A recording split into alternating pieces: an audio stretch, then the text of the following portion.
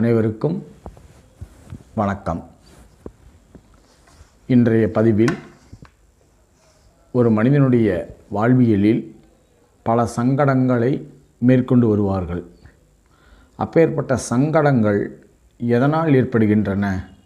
ஒருவருடைய ஜாதகத்தில் நன்றாக இருந்தாலோ அல்லது நல்ல திசாபுத்தி கோச்சாரம் நடந்தால் கூட அந்த இல்லத்தில் தேவையற்ற பிணி பீடை ரோகங்கள் சத்துரு பயங்கள் பண விரயங்கள் ஆகிக்கொண்டே இருக்கிறது.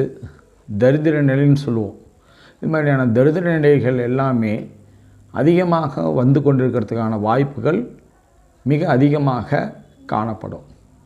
லக்ஷ்மி கடாட்சம் அந்த வீட்டில் இருக்காது. யாராச்சும் ஒருத்தர் பார்த்துட்டு போனாவே நோய் நொடி பிணி பீடை வந்துடும். வாய் விழுந்தாவே அந்த ப்ராஜெக்ட்டு அவங்கள விட்டு கைவிட்டு போயிடும். இது அவங்களுக்கு வீட்டில் மட்டும் இல்லை, தொழில் ஸ்தாபனத்துலேயும் அது மாதிரியான பிரச்சனைகள் இருக்கிறதுக்கான வாய்ப்புகளும்.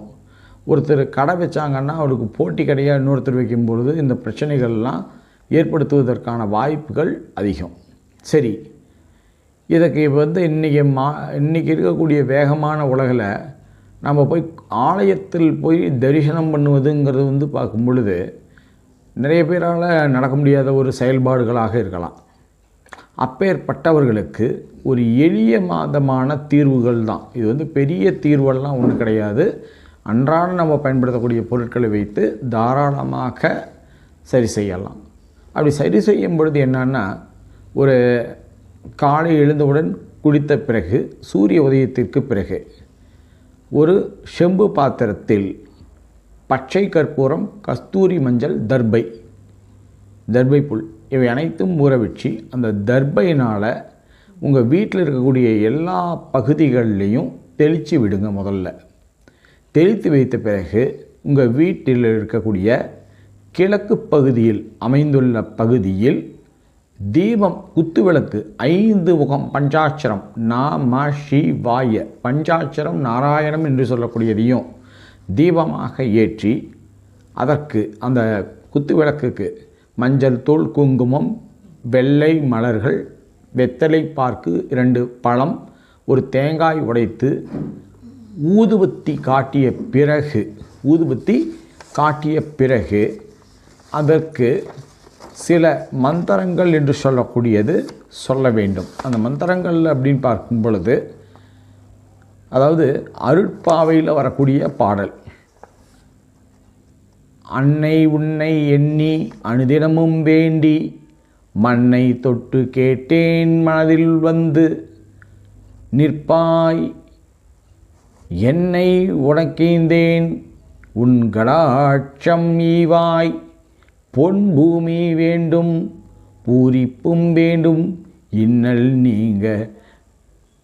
நீங்க வேண்டும் இன்பம் பொங்க வேண்டும் என்பதை 108 தடவைகள் படித்தோ அல்லது மனப்பாடம் செய்வித்தோ சொல்லிவிட்டு கடைசியாக ஊதுபத்தி கற்பூர தீபாராதனை செய்த பிறகு 9 வெள்ளை கற்பூரத்தை பற்ற வைத்து 8 திசைகளுக்கும், உங்கள் வீட்டில் இருக்கக்கூடிய 8 திசைகளுக்கும் இந்த கற்பூர ஆரத்தியை காட்டிட்டு வாங்க. அந்த முடித்ததுக்கப்புறம் ஒரு எலுமிச்சம்பழத்தை 4ஆக கட் பண்ணி 4 மூலைக்கும் போட்டுடுங்க. இது இந்த வீட்டு எஜமானருடைய தாராபலன் என்று சொல்லக்கூடிய இருக்கிற நாளில் செஞ்சிங்கன்னா மிக மிக மிக மிக வெற்றி பெறும். நீங்களே உங்களுடைய வாழ்க்கையில் ஜாதகத்திலே எப்படி இருந்தாலும் நல்லதே நடக்குதுங்கிற வியப்புகை ஏற்படுத்தி கொடுக்கும்.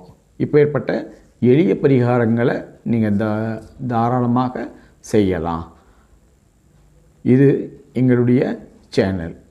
என்னை தொடர்பு கொள்ள வேண்டியதாக இருப்பின் என்னுடைய நம்பருக்கு ஃபோன் செய்துவிட்டு நேரடி வரலாம். மறக்காமல் என்னுடைய யூடியூப் சேனலை சப்ஸ்கிரைப் பண்ணுங்கள். அதே சமயம் உங்கள் ஃப்ரெண்ட்ஸ்க்கும் ஷேர் பண்ணுங்கள். அதாவது அனைவருக்குடைய ஆன்மீகத்தோடு கலந்த ஜோதிடத்தை நான் கூறி வருகிறேன். 3ஆம் தலைமுறையாக சொல்லி வருகிறேன். என்னுடைய பாட்டனார் பெயர் சொல்ல வேண்டுமெனில் சேலம் மாவட்டம் ஓமலூரிலே பிரபலமாக இருந்த டி. கிருஷ்ணய்யர், ஜோதிட சாம்பவான், ஜோதிட சக்கரவர்த்தி ஜாம்பவானுடைய 3வது வாரிசு நானாவேன். ஆகவே அனைவரும் எனக்கு ஒத்துழைப்புக்கு இருக்குமாறு கேட்டுக்கொள்கிறேன். நன்றி, வணக்கம்.